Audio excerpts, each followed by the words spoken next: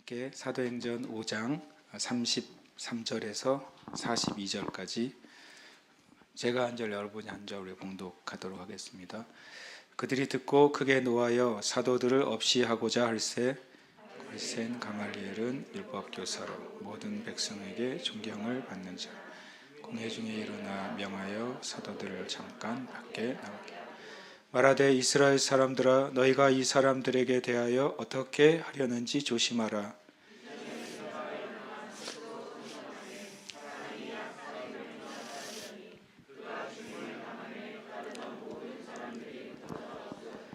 그 후적할 때 갈릴리 유다가 일어나 백성을 깨어 따르게 하다가 그도 망한즉 따르던 모든 사람들이 흩어졌느니라.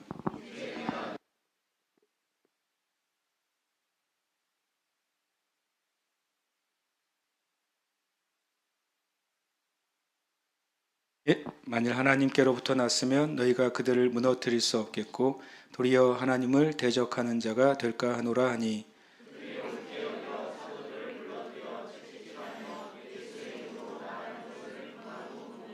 사도들은 그 이름을 위하여 능욕받는 일에 합당한 자로 여김을 기뻐하면서 공회 앞을 떠나니라. 그들이 날마다 성전에 있든지 집에 있든지 예수는 그리스도라고 가르치기와 전도하기를 그치지 아니하니라.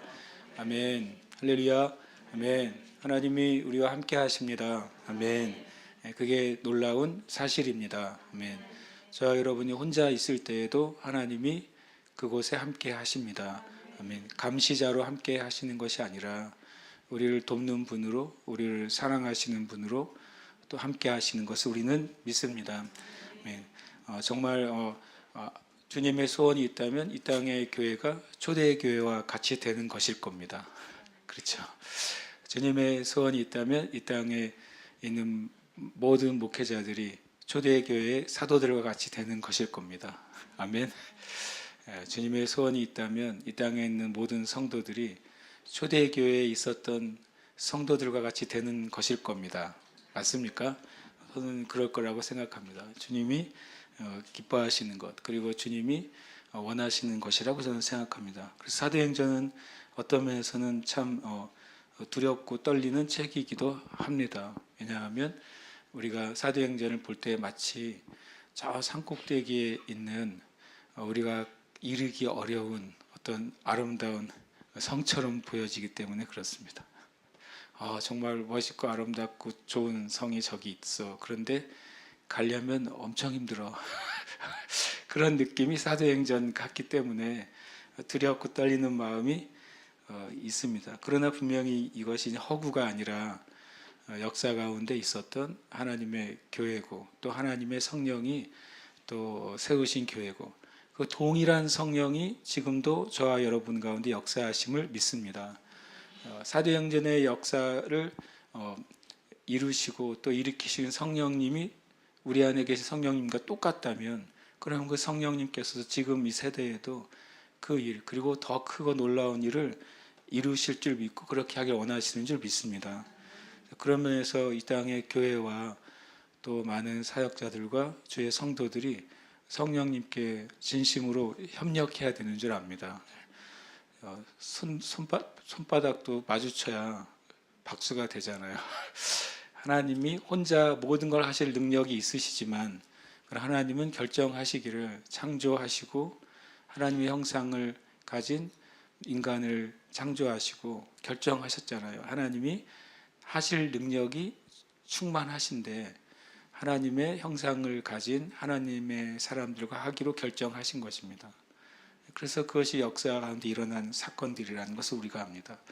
오늘 말씀에 보면 지난주에 이어서 이제 사도들이 산헤드린 공회에서 재판을 받습니다. 33절에 보면 그들이 크게 노하여 사도들 없이 하고자 할세. 이 사두개인과 바리새인의 모임인 산헤드린 공회가 얼마나 그들의 마음이 다급했으면 얼마나 그들의 마음이 위기감이 컸으면 얼마나 이 새롭게 일어나는 운동이잖아요. 나중에 사도행전에 보면 이 도라는 표현을 썼어요. 새롭게 일어난 이 도가 얼마나 그들의 종교와 그들의 전통과 심지어는 그들이 누리고 있던 모든 것에 위협이 됐으면 죽이려고 했을까 하는 겁니다. 되게 대단하잖아요. 왜냐하면 이미 예수님을 죽이려고 할 때 그때 그들 입으로 우리는 죽일 수 있는 권한이 없다고 그랬어요. 그러니까 이 로마가 다스리는 시대에 이 사내들인 공회는 사형의 권한이 없는데도 불구하고 여기서 보면은 죽이려고 했다고 그랬습니다. 이게 얼마나 마귀가 불법을 이 사내들인 공회를 통해서 행하고 있는지를 우리가 알게 됩니다. 제가 자주 말하지만 마귀는 불법을 합법적으로 행합니다. 하나님의 뜻의 불법적인 어떤 사항을 그 당시 그 시대 그 정부 그 권세 안에서 합법으로 둔갑을 시켜서 합법적으로 박해하는 것입니다. 합법적으로 기독교를 박해하고 합법적으로 진리를 반대하고 합법적으로 성경을 금지시키는 것이 마귀의 일입니다. 표면적으로는 다 합법이에요. 그러나 불법을 합법화하는 일이 있는 것이죠. 지금 시대에도 그런 시대에 우리가 살아가고 있습니다. 기독교적인 저항이 뭡니까? 기독교적인 저항이 우리도 피켓을 들고 거리에 나가는 것입니까? 이 말은 좀 논란이 될 수도 있을 것 같아요. 우리나라 기독교 역사상 이렇게 기독교회와 목회자와 성도들이 길거리에 나간 역사는 없지 않나요? 없습니다. 제가 봐도. 그러니까 뭐 1945년인가 14년인가 엑스플로 때는 기도하기 위해서 뭐 100만 명이 연 100만 명이 여의도 광장에 모였다고는 하지만 쉽게 말하면 정부를 대상으로 어떤 기독교를 반대하는 집단과 사상을 대상으로 교회가 성도들이 사역자들이 길거리에서 그걸 주장한 적이 우리나라 역사 가운데 있었습니까? 없었어요. 그것이 틀렸다라고 한 말을 한 게 아니에요. 성경의 역사 가운데 진정한 기독교적인 저항이 뭐냐는 것입니다. 사도 바울의 시대에는 기독교를 인정하는 정부나 정권이 있었습니까? 없었습니다. 그렇죠. 사도 바울 이후에 1세기와 2세기, 3세기까지 성경과 예수 그리스도를 인정하는 정부나 정권이 있었습니까? 없었습니다. 근데 그때 가장 위대한 기독교의 시대에 기독교적 저항이 뭐였는 줄 아십니까? 복음을 전하는 거였어요. 그게 교회의 저항입니다. 제가 이제 요즘 기도하면서 대선을 위해 기도하고 이 나라를 위해서 기도하면서 어쨌든 6월 3일까지는 기도해야죠. 기도 안 하십니까? 회개하시고 기도하세요. 기도해야죠. 기도해야 될 때가 맞습니다. 그런데요, 다시 말하자면 이 논란이 될 수 있겠지만 기독교를 반대하는 세상의 흐름과 사상에 대해서 지금 교회가 길거리에 나서고 있죠. 기독교에 대한 정신을 훼손하는 정부의 일들의 법에 대해서 기독교와 교회가 힘을 쓰고 있습니다. 그런데 복음을 안 전해요. 나는 어떤 면에서 마귀가 이기는 것 같아요.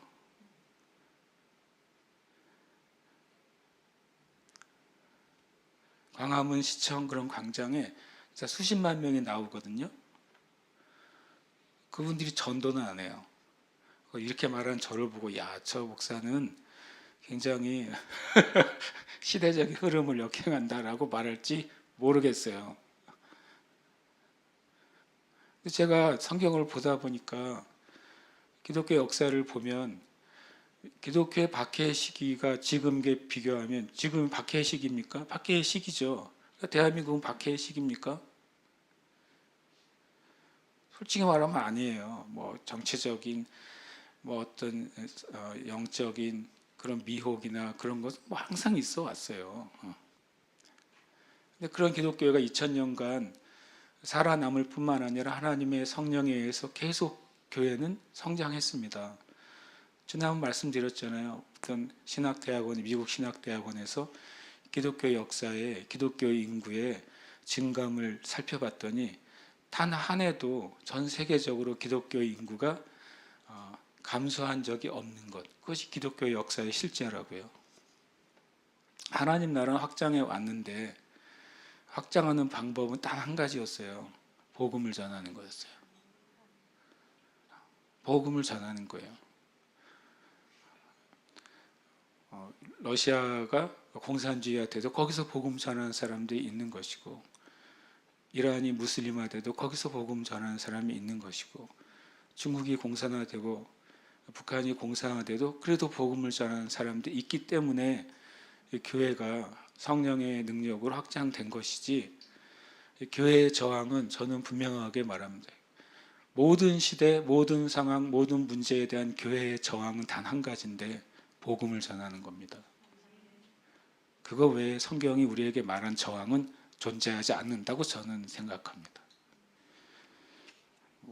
비판할 수도 있지만 저는 그렇게 생각합니다. 성경이 그렇게 말씀하고 있어요.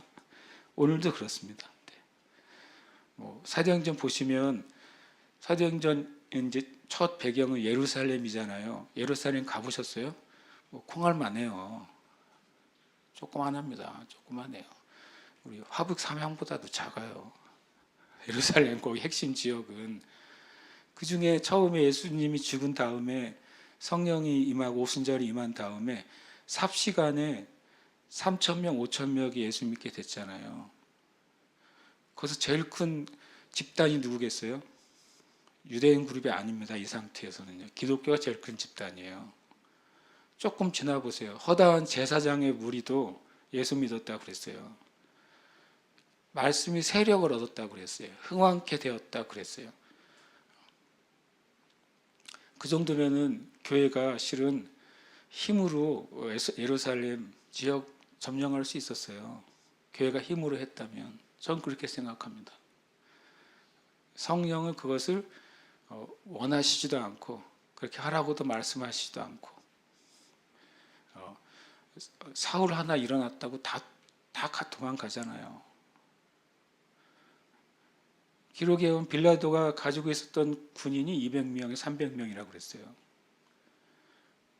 빌라도도 유대인들의 기세에 쫄아가지고 예수님 내어준 거예요. 당시 역사의 기록을 보면 타협을 한 거죠. 나중에는 그 유대인들 무리보다 믿는 자들의 무리가 더 커졌잖아요. 그런데도 박해를 하면 박해를 받잖아요. 오늘 보면 채찍질을 맞아요. 이게 저항이냐? 저는 성경의 저항은 복음을 전하는 것이다. 요즘 저의 결론이에요. 교회의 저항은 복음을 전하는 겁니다. 예수님이 그리스도다. 예수 외에 구원이 없다. 이 복음을 전하는 게 기독교의 저항이고, 이 저항은 무시무시한 저항인데, 왜냐하면 한 번도 그 저항을 이겨낸 정부나 정권이 역사 가운데 없다는 거예요. 신기하게도. 그 미련한 저항이 고린도전서에 보면 얼마나 미련하면 전도에 미련한 것으로 그랬어요. 하나님도 미련한 걸 알아요. 복음 전해서 세상을 바꾸겠다는 생각이 얼마나 미련해요. 복음 전해서 사람을 바꾸겠다는 생각이 얼마나 미련해요. 복음을 전해서 그 땅과 역사를 바꾸겠다는 생각이 얼마나 미련해요. 근데 하나님이 전도에 미련한 것으로 영혼들을 구원하시기로 기뻐하시고 정하셨다. 그 말씀하시는 겁니다. 오늘도 저는 그 말씀을 묵상하다가 내가 요즘 가진 생각이 맞다라고 생각했어요. 다시 한번. 이 사도행전 교회 밖에서 사도행전의 교회를 어떻게 바라보았을까 하는 것이 오늘 말씀 가운데 살짝 드러나 있어요. 38절에 보시면 이렇게 되어 있습니다. 이제 내가 너희에게 말하노니 이 사람들을 상관하지 말고 버려두라. 그 다음에 뭐라고 되어 있습니까? 이 사상과 이 소행이 라고 표현해요. 재밌는 표현이죠. 가말리엘이 랍비죠. 당시에 이제 3대 랍비 중에 한 명이에요. 힐레얼 학파의 아주 그냥 바로 직계로서 힐레얼의 제자 중에 가장 이제 강성 유대인이죠. 유대 그룹 중에서도 가장 강성인 유대 그룹이 힐레얼 학파인데, 그 중에서도 직계가 이제 가말리엘이고, 실제로 유대의 역사 가운데 가말리엘은 유대한 랍비로 기록이 되어 있습니다. 그리고 사도행전 22장 3절에 보면 사도 바울이 이런 말 합니다. 나는 유대인으로 길리기아 다소에서 났고 이 성에서 자라 가말리엘의 문화에서 우리 조상들의 율법에 엄한 교훈을 받았고, 자기 자신이 자기는 가말리엘 문화에서 엄한 교육을 받았대요. 사도 바울은 태어나기는 다소에서 태어났지만 어렸을 때 예루살렘으로 이주했고 그 부모가 어렸을 때부터 가말리엘 문화로 그냥 집어넣어 버린 거죠. 마치 사무엘이 한나에 의해서 이렇게 그냥 제사장 밑으로 집어넣은 것처럼 이 사도 바울도 어린 시절에 가말리엘의 문화로 거기서 이제 먹고 자고 하면서 배우는 것입니다. 완전한 그 랍비 학교에 들어간 것입니다. 그러니 거기서도 사도 바울이 말한 것처럼 우리 조상들의 율법에 엄한 교훈을 받았다라고 표현했어요. 그 가말리엘이 등장을 한 겁니다. 가말리엘이 뭐라고 말하냐면 이 새롭게 생긴 이 놀라운 예수운동이라면 예수운동, 예수가 메시아인 운동이죠. 이것을 이 사상과 이 소행이라고 말했습니다. 그러니까 이 사도행전 교회 밖에 있는 일반 사람들이나 유대인들이 볼 때 이 기독교인들은 명확한 변별력이 있었어요. 그 사람들의 사상이 명확했다는 거예요. 누구와 어떤 기독교인을 만나도 그 사람의 생각과 사상은 당시에 사람들이 가지고 있던 일반적인 생각과 사상하고 완전히 다른 거예요. 그때 그리스 로마의 신화적인 배경, 또 플라톤 이후의 그 아주 철학적인 배경, 그렇게 사람들이 보통 일반적으로 가지고 있는 사상과 그런 신론이나 신관, 세계관인데 어떻게 된 게 그리스도인을 만나면 완전히 다른 사상을 가진 사람들이라는 거예요. 이게 명확했다는 것입니다. 저와 여러분을 만나는 사람들이 여러분을 보고 명확하게 다르다는 것을 느껴야 됩니다. 몇 마디 나눠봤는데 이 사람은 나랑 다르네 라고 느끼는 그런 여러분의 사상을 가진 사람이 되시길 축복해요. 가장 지독한 사상은 공산주의가 아니라 기독교입니다. 제일 지독해요. 죽어도 안 바뀌니까. 그렇잖아요. 이 기독교의 사상은 한번 물들으면 죽어도 안 바뀌어요. 왜냐하면 죽어서 천국 가는데 바뀔 수가 있겠어요. 이게 제일 무서운 겁니다. 마귀도 무서워하는 사상이 기독교예요. 그러니까 가말리엘이 볼 때, 정통 유대인이 볼 때 이들의 사상은 도무지 이해가 안 되는 거예요. 이들의 사상은 완전히 어떻게 저런 사상을 가질 수 있을까? 예수가 그리스도이시고 그 그리스도가 바로 하나님의 아들이시고 하나님의 아들이신 그리스도 예수가 온 인류의 죄를 지시고 십자가에서 무력하게 죽었는데 부활했다. 그 가말리엘의 눈으로 보면 이해가 안 되는 사상이에요. 근데 놀랍게도 그들은 엄청 행복해. 그들은 서로 엄청 사랑해. 그들은 서로가 서로를 끊임없이 도와줘. 핍박을 당하는데도 그것 때문에 저항하지도 않아. 이 가말리엘을 볼 때 이 그들의 사상과 그들의 소행은 너무나도 다른 차원이었던 것입니다. 교회가 그렇게 보여야 되지 않겠습니까? 부정적인 사상과 소행으로서가 아니라 이 세상의 길, 이 세상의 방법과 다른 방식의 삶을 살아가는 사람들이 그리스도인이어야 됩니다. 다른 방식의 대응과 다른 방식의 삶을 살아가는 사람이 그리스도인들이어야 돼요. 구별된 삶이 돼야 될 줄 믿습니다. 저와 여러분이 이 지금 세대에 만약에 가말리엘 같은 어떤 철학자나 어떤 학자들이나 그런 사람들이 볼 때 기독교를 그렇게 말해야 돼요. 저 사상과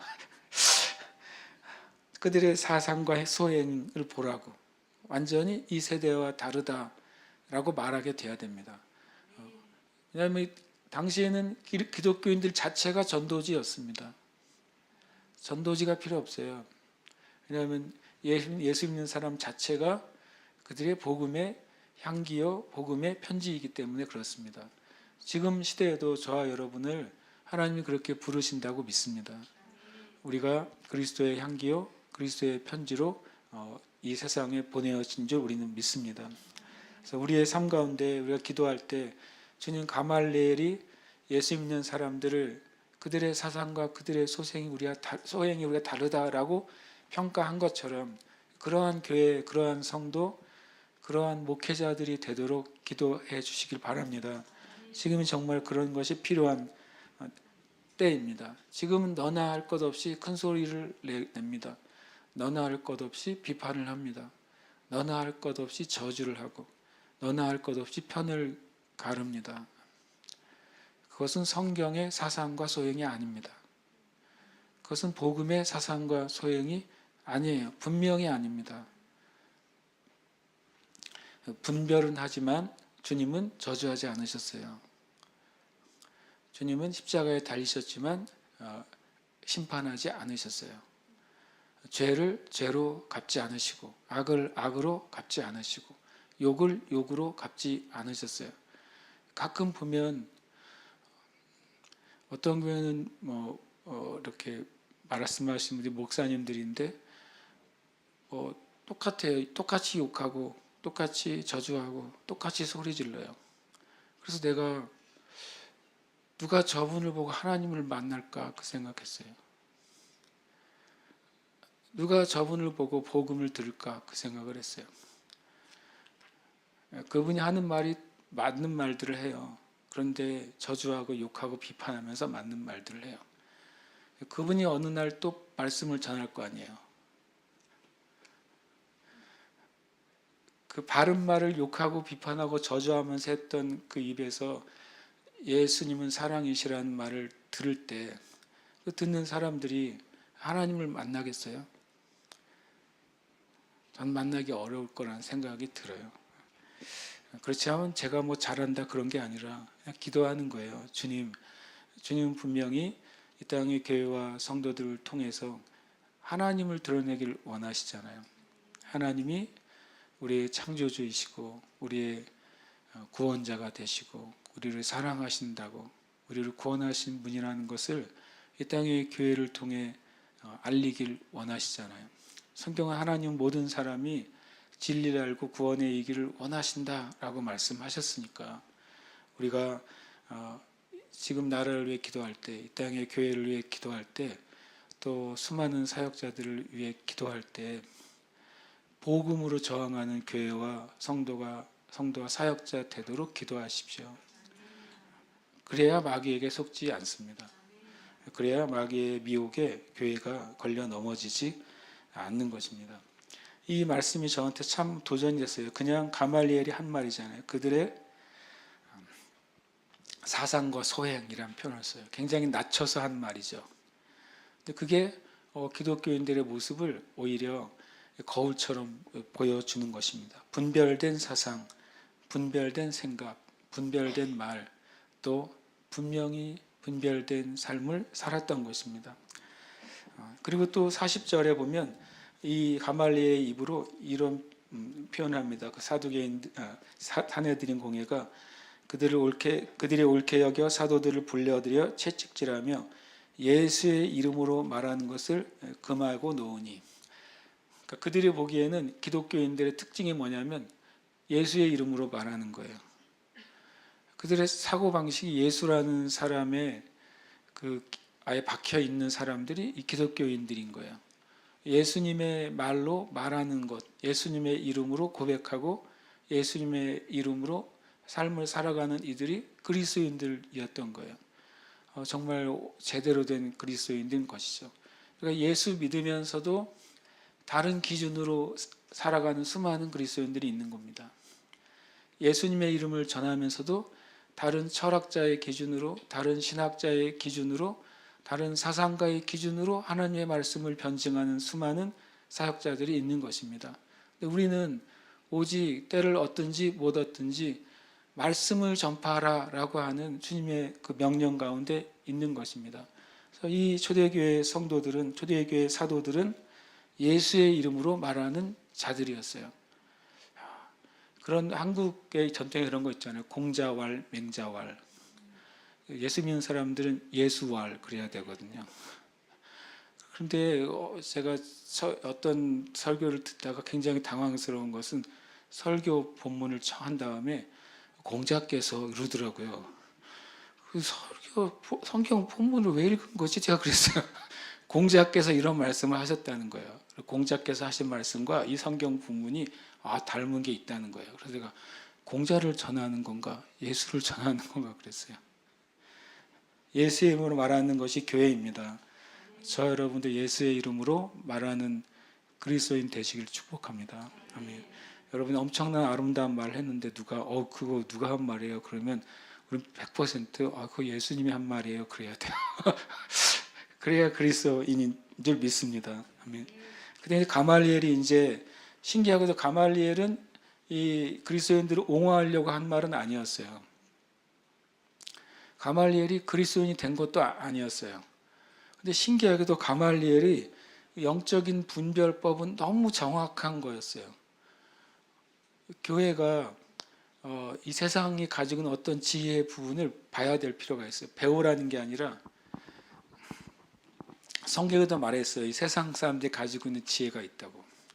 그게 그들이 하나님이 주신 지성 안에 주신 투영된 지혜인 거죠. 온전한 복음의 지혜는 아니지만, 그러나 가말리엘의 영적 분별법은 참 놀랍습니다. 첫 번째 35절에 보면 이스라엘 사람들아 너희가 이 사람들에 대하여 어떻게 하려는지 조심하라. 첫 번째로는 이 사도들을 죽이려고 달려드는 그들의 그 감정적인 또는 육적인 어떻게 보면 사단적인 그런 것을 먼저 멈추게 했습니다. 그리고서 뭐라고 말하냐면 이전에 드다가 일어나 스스로 선전함에 사람이 약 400명이나 따르더니 그가 죽임을 당함에 따르던 모든 사람이 흩어져 없어졌고 그 후에 호적할 때에 갈릴리 유다가 일어나 백성을 깨어 따르게 하다가 그도 망한즉 따르던 모든 사람들이 흩어졌느니라. 첫 번째 이 가말리엘의 영적인 분별은 역사적인 분별이었어요. 말 그러잖아요. 역사 가운데서 교훈을 얻지 못하는 사람은 미련한 사람이라고. 분명히 역사적인 분별을 한 겁니다. 아마 BC 한 4년 전쯤에 헤롯 대왕이 죽었을 때 그 이후에 유대에 많은 반란들이 있었습니다. 드다도 그 많은 반란과 혁명가들 중에 한 명이라고 예상이 됩니다. 근데 그렇지만 드다에 대한 정확한 역사적인 기록은 이 사도행전 외에는 나와 있지는 않습니다. 그 다음에 한 명은 더 나오죠. 갈릴리 유다. 갈릴리 유다는 요세푸스의 교회사에 이 사람의 이름이 나옵니다. AD 6년경에 세금의 반란을 주도했어요. 로마가 세금을 내는 것에 대해서 이제 반대하고 그래서 반란을 주도했던 인물이 갈릴리 유다입니다. 그 사람은 역사적으로는 기록이 남아 있죠. 그러니까 드다든 또는 유다든 그들이 이제 일어나서 많은 사람 유대인들이 쫓았지만 결국엔 그가 처형을 당하니까 다 흩어졌다는 거예요. 역사적인 분별이죠.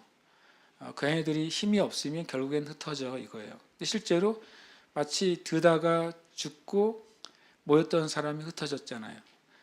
유다가 죽으니까 모였던 사람이 흩어졌잖아요. 이제는 예수가 죽었잖아요. 그들의 눈에 보기에는. 죽었으니까 이 얼마 안 지났잖아요. 예수가 죽은 지 몇 달 안 지났어요. 이때. 그러니까 지켜보자 그거예요. 예수가 죽은 지 얼마 안 됐는데 지금 이렇게 이 사람들이 막 잘 되는 것 같지만 좀 있으면 역사적으로 이 운동도 사그러지고 사라질 수 있다. 라고 첫 번째 역사적인 분별을 합니다.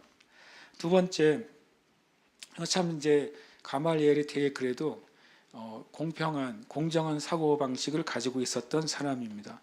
38절에 보면 이제 내가 너에게 말하노니 이 사람들을 상관하지 말고 버려두라라고 합니다. 내버려 두라는 거예요. 그 이유는 이 사상과 이 소생이 사람으로부터 났으면 똑같이 드다와 유다처럼 무너질 것이기 때문에, 그러나 만약 하나님께로부터 났으면 너희가 그들을 무너뜨릴 수 없겠고 도리어 하나님을 대적하는 자가 될까 하노라. 여기서 두 가지 분별이 있는데 첫 번째로는 분명히 영적인 분별을 가지고 있어요. 이 가말리엘이 하나님에 대한 바른 신앙관을 가지고 있어요. 하나님은 공의롭다라고 하는 겁니다. 하나님은 분 하나님이시기 때문에 하나님께로부터 오지 않은 것은 역사적으로 무너졌듯이 이들도 무너질 것이다. 참 대단히 간단하지만 명확한 분별을 합니다. 두 번째로는 신중하게 결정해야 되는데 그 이유는 결과 때문입니다. 이들이 만약에 하나님께로부터 났으면 그들은 계속 흥황하게 될 것이고 그것을 반대하는 것은 오히려 하나님을 대적하는 것이 되기 때문에 열매로, 결과와 열매로 분별해 보자라고 말한 겁니다. 굉장히 합리적이잖아요. 우리도 이 땅 가운데 어떤 일이 일어날 때 내가 주님께 계시와 음성을 듣지 못해도 이 정도 분별은 가지고 있어야 돼요. 첫 번째는 역사적인 분별을 해야 돼요. 과연 이 나라의 역사 가운데 또 세계의 역사 가운데 더 중요한 것은 하나님 나라의 역사 가운데 어떤 일이 일어났는가, 그것을 비추어서 하나님이 이번에도 분명히 이렇게 행하시겠구나 라는 사실을 우리가 명확하게 짐작할 수 있습니다. 우리에게 이제 어떤 내가 그렇다고 기독교 역사를 다 알아야 되느냐, 그게 아니라 우리에게 정확한 역사의 분별의 기준이 있는데 성경이에요. 성경에는 역사의 기록이 가득 차 있잖아요. 성경의 역사의 사건들과 그 사건 전과 후에 하나님이 어떻게 행하셨는지를 잘 살펴보면, 그러면 우리는 이 땅 가운데 일어난 일에 대해서도 엄청나게 많은 힌트를 갖게 되는 겁니다. 그 다음에 이제 말한 것처럼 우리의 삶 가운데도 이제 결과 열매로 분별을 해야 돼요. 그리고 하나님이 공의로우시고 하나님의 모든 역사의 궁극적인 주관자라는 사실을 신뢰해야 우리가 분별할 수 있는 것입니다. 그러니까 저는 이 가말리엘이 되게 중요한 역사적 우리에게 분별의 기준을 제공해 줬다. 역사적 분별, 하나님의 성품과 공의에 대한 분별, 그리고 열매와 또 결과에 대해서 분별하는 겁니다. 그 다음에 우리는 성경의 진리의 기준을 가지고 분별하는 것이죠. 이 정도의 우리가 기준을 가지고 여러 가지 일이 일어나는 것에 대해서 분별하시기를 축복합니다. 제가 전에 그런 말씀드렸어요. 성경의 인물들, 우리가 엄청 좋아하는 인물들을 가만히 요즘의 기준으로 보면 나쁜 사람들이 엄청 많다고 그랬어요. 제가 예레미야 얘기했잖아요. 예레미야는 요즘 우리나라식으로 하면 친중이냐, 친미냐, 친일이냐, 친노냐 이런 상황인 거죠. 예레미야는 예레미야를 죽이려고 하는 사람들은 친바였어요. 친바벨론 편. 나머지 선지자들은 다 누굽니까? 친애예요. 친애구 편이에요. 그러니까 예레미야가 박해를 당한 거예요. 그래서 느헤미야는 이스라엘을 성벽을 건축한 위대한 하나님의 사람 맞습니까? 예레미야의 직업은 뭐예요? 페르시아의 고위 공무원이에요. 우리의 적국의 고위 공무원이라니까요. 그렇잖아요. 일제시대라면 누구쯤 될까요?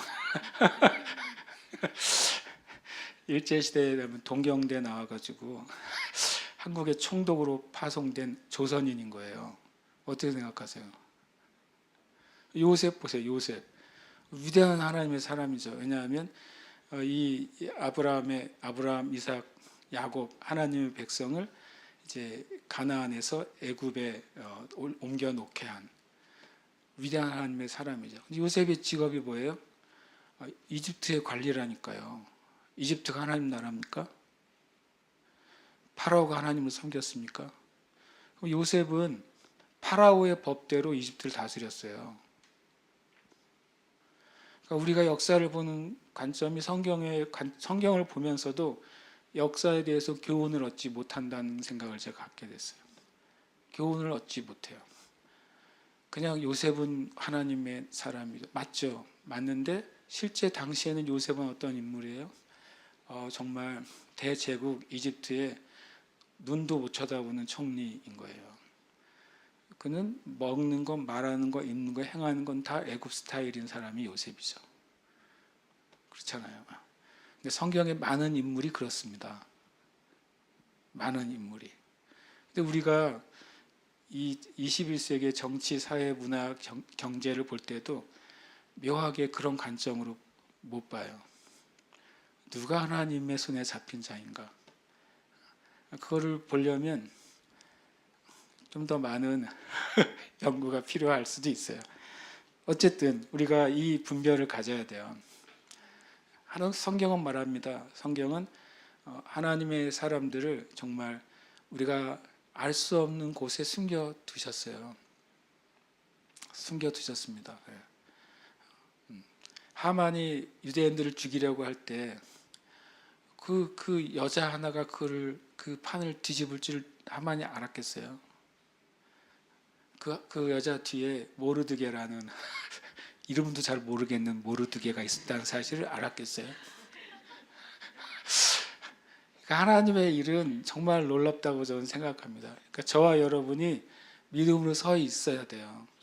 그러면 하나님이 저와 여러분을 하나님의 그 일에 정말 놀라운 통로로 사용하실 거예요. 그게 하나님의 방법입니다. 근데 사도들에게 이제 박해가 가해집니다. 40절에 보니까 두 가지 박해가 있어요. 하나는 채찍질을 합니다. 유대인들의 채찍질이 이제 40에 하나 가만매잖아요. 40에 하나 가만매 39대죠. 고린도후서 11장 24절에 보면 사도 바울이 자기가 받은 그런 박해를 말할 때 유대인들에게 40에서 하나 가만매를 5번 맞았다고 그랬어요. 와, 죽기 직전까지 맞는 거거든요. 40에 하나 가만매. 왜 40대냐면 40대 정도 때리면 너무 과하다 생각했어요. 유대인 법에서. 죽을 수도 있다. 그러면 40에 하나 가만매니까 39대를 때린 이유가 뭘까요? 유대인들이 실수로 율법을 어길까 봐 39대까지만 때리자 한 거예요. 39대도 막 혼대하면 계속 때리다 보면은 흥분하면 대수를 넘어가면 때리는 사람 율법을 어기니까 어떻게 때리는 줄 아세요? 유대인들이 참 대단해요. 진짜 율법적이라는 모범을 보여주는데 때릴 때 먼저 등을 2대 때려요. 그 다음에 가슴을 1대 때려요. 그래서 이게 한 사이클이야. 10번 때리면 10번 돌아가면 30대죠. 13번 사이클로 때리는 거예요. 그래야 자기도 실수 안 하게, 때리는 자기가 흥분해가지고 막 안 때리게 등 2대, 가슴 1대, 또 등 2대, 가슴 1대 이렇게 때리는 거예요. 그럼 39대 하려면 13번을 이렇게 하면 되는 거죠. 그러니까 실수하지 않는 거죠. 참 그런 것도 율법적이에요. 때리는 것도. 그러니까 이제 이렇게 맞았는지 안 맞았는지는 알 수는 없어요. 그러나 유대인들의 전통에 의하면 중죄인은 이 40에 하나 가만매 39대를 때렸죠. 육체적인 박해가 먼저 가해졌습니다. 실은 말할 수 없는 고통이었을 것이고 말할 수 없는 수치였을 것이고 실제로 그랬을 것입니다. 두 번째 박해는 법적인 박해였어요. 전도 금지죠. 예수의 이름으로 말하는 것을 금했다라고 말합니다. 육체적인 박해와 법적인 박해가 그들에게 가해졌습니다. 그러나 그것에 대한 그 반응이 참 특별하죠. 이 박해에 대한 사도와 교회의 반응은 41절과 42절에 나와 있습니다. 우리 41절 같이 한번 읽어보겠습니다. 시작. 사도들은 그 이름을 위하여 능욕받는 일에 합당한 자로 여기심을 기뻐하면서 공회의 앞을 떠나니라. 아멘. 세상에 이런 기쁨이 있을까요? 왜냐하면 예수님의 이름을 위해서 능욕받는 일에 합당한 자로 자기를 여겨주시는 것 때문에 너무 기뻤다 이렇게 말합니다. 세상 사람들이 보기엔 조금 맛이 간 상태죠. 그렇잖아요. 이 박해받고 매 맞는 것을 내가 그런 박해 받을 수 있는 영광스러운 자격을 얻다니 이러면서 기뻐했다는 게 이 상식적으로나 일상적으로는 잘 이해가 안 되는 일이잖아요. 그래서 이 말씀을 묵상하는데 이것도 조심스러운 말입니다. 잘 반만 듣고 반만 들려보내면 됩니다. 현대 교회 기독교 운동 안에는 박해 받을 것에 대한 두려움이 있습니다. 현대 기독교의 많은 운동 안에는 박해를 피하고 싶은 두려움이 존재합니다. 그거 그거 제거하고 해야 됩니다. 그거 제거하고 옳은 것을 말해야죠. 옳은 것을 옳은 법을 세우기 위해서 교회는 정말 노력해야 되고, 옳은 법을 세우기 위해서 기독교 정치인들이 정말 희생해야 됩니다. 그리고 그것을 위해 기독교 시민운동이 일어나야 돼요. 근데 그 안에 깊은 곳에 박해받는 것이 두려운 겁니다. 심지어는 박해받지 않기 위해서 운동을 하는 것입니다. 근데 초대 교회는 뭘 기뻐했냐면요, 주님께 박해받을 수 있는 자격으로 선택받은 것을 엄청 기뻐했어요. 교회에 이런 기쁨이 회복될 수 있을까? 목회자들에게 이런 기쁨이 회복될 수 있을까? 성도들에게 이런 기쁨이 회복될 수 있을까? 주님만이 아시겠죠. 저는 기도합니다. 주님, 이 우리나라 교회에도, 전 세계 교회에도 많은 기독교 운동이 있고 시민 운동이 있고 하나님이 원하신 운동이 있습니다. 근데 그 안에 박해받기를 두려워하는 마음을 제거해 주세요. 박해받지 않기 위해서 하는 운동의 마음을 제거해 주세요. 왜냐하면 그것은 기독교 정신이 아니니까. 그게 만약 기독교 정신이라면 사도들은 잘못된 것입니다. 그리고 42절에 보니까 그들의 박해에 대한 반응이, 그들이 날마다 성전에 있든지 집에 있든지 예수는 그리스도라고 가르치기와 전도하기를 그치지 아니하니라. 대놓고 불법을 행하는 겁니다. 전도 금지잖아요. 전도 금지령이 내렸는데 쉬지 않고 전도하는 거죠. 진짜 제가 보니까 성령 충만하다는 게 뭔지 사도행전을 보면 좀 대단하다는 생각이 진짜 많이 들었어요. 그렇게 보면 대한민국에 기독교가 들어왔을 때 정말 노예처럼 살았던 수많은 조선의 그 여인들과 남자들이 예수님을 믿었을 때 이렇게 했더라고요. 이렇게 금지하는데도 계속 복음을 전하는 것이죠. 막고 잡아들여도 계속 복음을 전했던 거예요. 그것이 기독교의 정신이고 또 성령의 충만한 역사라는 것을 우리가 압니다. 그러면서 우리가 이 땅에 정말 주님, 참된 기독교적인 저항, 복음을 전하는 일이 더 확장되게 해주시옵소서. 그게 교회의 첫 번째 사명, 첫 번째 임무가 되게 하여 주시옵소서. 우리가 기도해야 될 줄 믿습니다. 사도행전 역사적인 걸 하나 알려주는데요. 박해가 놀랍게도 교회의 부흥을 가져옵니다. 사도행전의 그림이에요.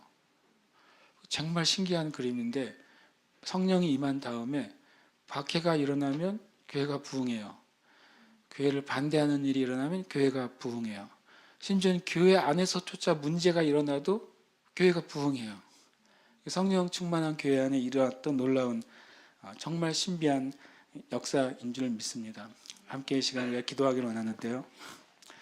우리 자신을 위해서 기도합시다. 주님, 우리 자신이 저에게도 말하는 것입니다. 나는 참된 구원받은 복음의 사람인가? 내가 어떤 대단한 사역과 일에 지금 서 있지 않더라도 내가 살아가는 삶 안에서 내가 복음 안에 살아가는가 하는 것입니다. 그리고 나의 삶을 통해 하나님이 사랑이시라는 것이 드러나는가, 하나님이 정말 얼마나 좋으신 분이라는 것이 드러나는가, 나의 사상과 소행이 하나님을 드러내는가, 이거 주님 앞에 기도하시면서 나아가십시다. 함께 이 시간 기도하겠습니다.